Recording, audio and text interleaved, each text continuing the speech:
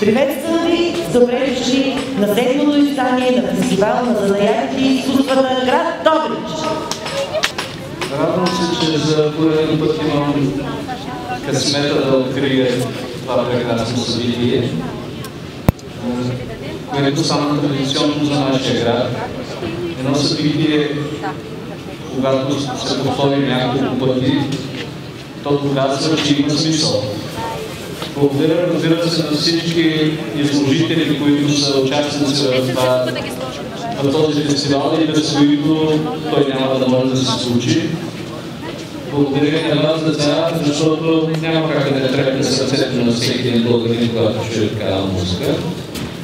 Пожелавам успех на събитието, независимо от метеорологичните условия, то се случва, което означава, че е по-силно от ситуацията. Всъщност аз искам да благодаря именно на тези хора, които с любов, с отдаденост поддържат българските традиции, защото именно благодарение на тях ние можем да се радваме днес на този празник.